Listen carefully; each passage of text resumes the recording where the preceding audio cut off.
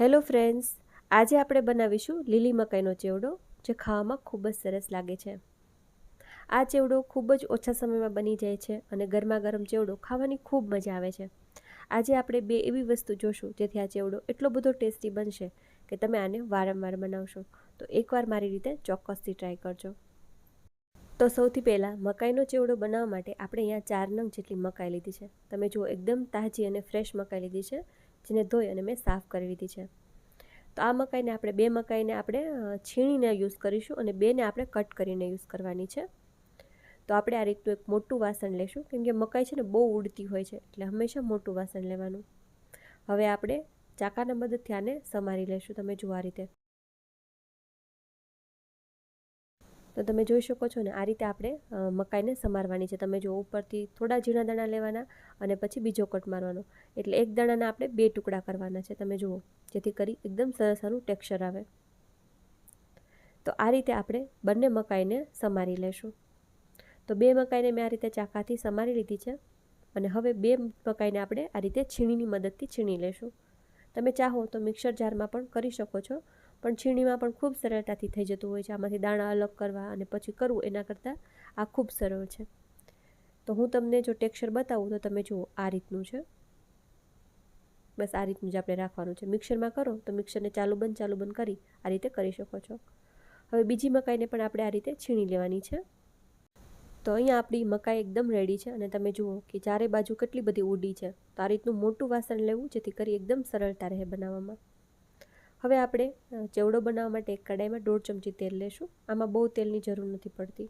તેલ ગરમ થાય એટલે થોડીક રાઈ નાખી તેને બરોબર ફૂટવા દેવાની. રાઈ ફૂટી ગઈ છે તો હવે આપણે થોડુંક આખું જીરું નાખી દઈએ. તેની સાથે થોડી હિંગ પણ ઉમેરી દેશું. મીઠી લીમડીના પાન ઉમેરી દેશું અને ત્યારબાદ આપણે આની અંદર આદું, લસણ અને મરચાંની પેસ્ટ નાખીશું.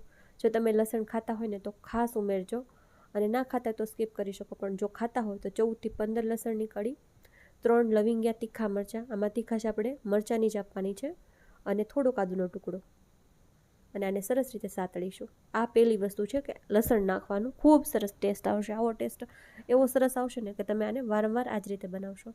થોડાક તલ નાખ્યા છે અને હળદર નાખી દેશું. તેલમાં હળદર નાખવાથી કલર ખૂબ સરસ આવે છે. બસ લસણની સરસ સુગંધ આવે ત્યાં સુધી આપણે તેને સાતળવાની છે.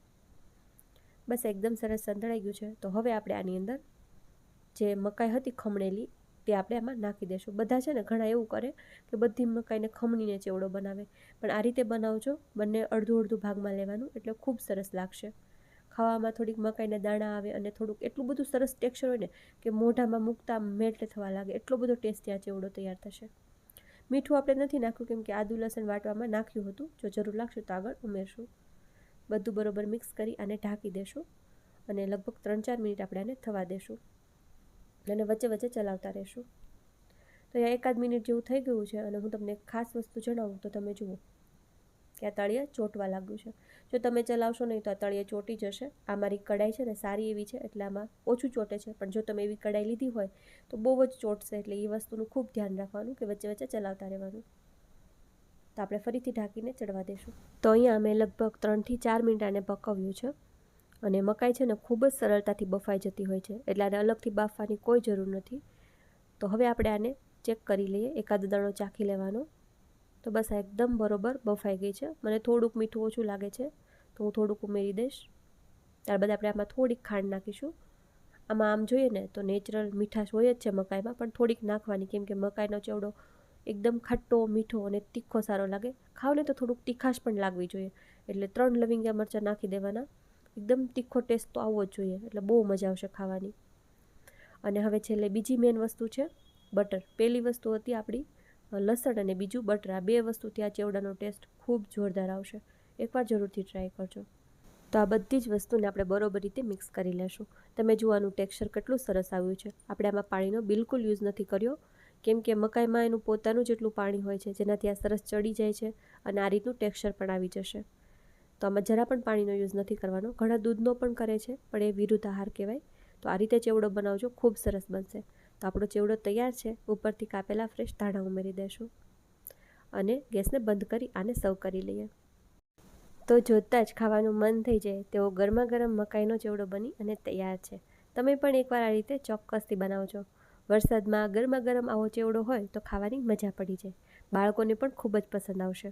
તો રેસીપીને એકવાર ટ્રાય કરો, કોમેન્ટમાં જણાવજો રેસીપી તમને કેવી લાગી. ફરી મળીશું એક આવા જ નવા વિડીયોની સાથે. Thank you for watching.